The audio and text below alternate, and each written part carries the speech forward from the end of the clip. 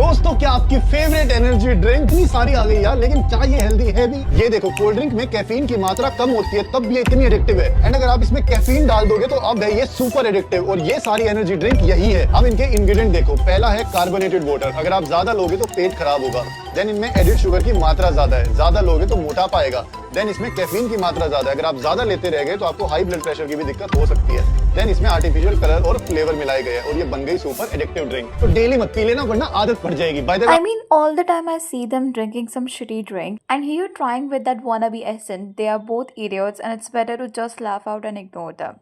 They eat shit all the time, fall sick, and then say, Nazar lag gayi. That's what I'm talking about. It's the ever changing dash of these people. Also, they get paid mad while doing all this. It's what makes me furious. What's new? Hello, everyone. Welcome back to The Gossiper. So, today we will be discussing Ruhi Roy और उसके boyfriend के content में energy drinks और performance products के promotion के बारे में। क्या ये सच में सेफ है या नहीं?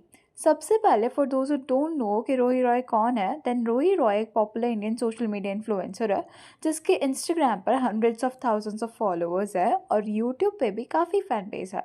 लोग उसे lifestyle, fitness challenges, daily vlogs और ट्रेंडिंग वीडियोस के लिए फॉलो करता है। रूही के साथ यूजुअली उसका बॉयफ्रेंड रोहित भी कंटेंट में दिखता है, स्पेशली जब फिटनेस सीरीज, वर्कआउट व्लॉग्स और डाइट वीडियोस आता है। और रिसेंटली कुछ यूजर्स ने ये नोटिस किया कि रोहित के प्रोडक्ट्स, पर्टिकुलरली एनर्जी ड्रिंक्स और परफॉर्मेंस टाइप बेवरेजेस, काफ़ी स्नैप स्टोरीज में फीचर करते हुए दिख रहा है।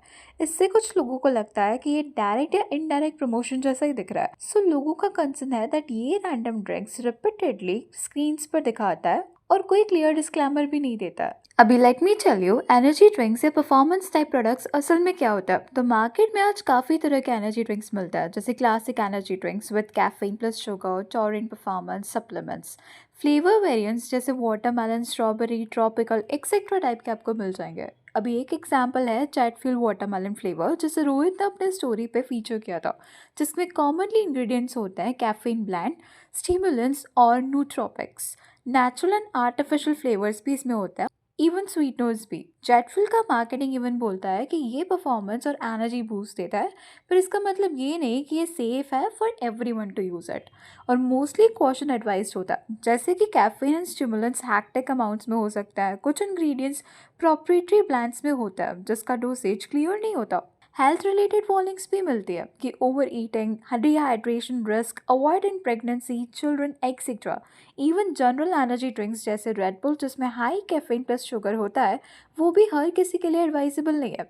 एक 250 ml केन में 30 mg caffeine plus taurine sugar होता है, बट हाई शुगर और स्टिमुलेंट्स का इफेक्ट सब पे अलग होता है। अभी हेल्थ एक्सपर्ट्स इंडिया और ग्लोबली वार्न करता है कि एनर्जी ड्रिंक्स हार्ट रेट को इंक्रीज कर सकता है, इंसोम्निया या एंजाइटी कॉज कर सकता है, और जब रिपीटेडली लिया जाए तो नर्वस सिस्टम पे बैड इफेक्ट भी होता है। अब वीडियो में ऐसा दिखाया गया है, as posted on snap story, कि रोहित इसे पिएगा बट पीने का पार्ट तो है ही नहीं, इट्स जस्ट पोरिंग पार्ट।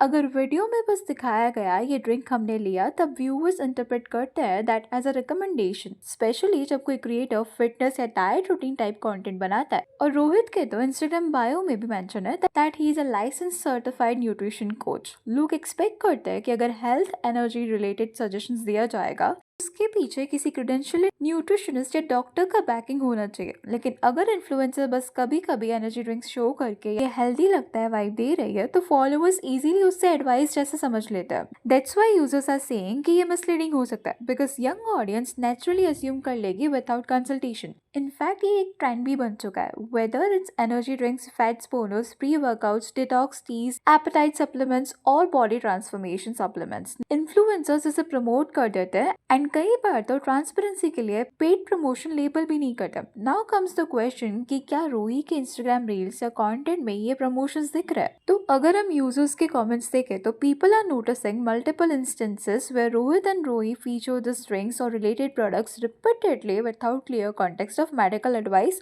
और disclaimers. So even if she doesn't clearly say buy this product, message तो इनडायरेक्टली यही जाता है फॉलोअर्स को कि इसे खरीदना चाहिए। Now let me be honest with you guys, influencer content और रियल हेल्थ गाइडेंस दोनों अलग चीज है। अगर कोई क्रिएटर बस अपने डे टू डे लाइफस्टाइल में कुछ ड्रिंक्स लिया दिखाता है, कुछ ड्रिंक्स लेते हुए दिखाता है, वो फेयर इनफ है। लेकिन अगर वो रिपीटेडली फोकस शो करते हुए प्रोडक्ट्स फीचर करता है और ऑडियंस उसको हेल्थ गाइडेंस या वेट लॉस हैक जैसा समझ लेती है, then that is a problem. This is because followers assume कर लेते हैं दैट इट्स क्वालिटेटिव एडवाइस जिसकी ना ही क्रेडेंशियल्स ना अथॉरिटी है।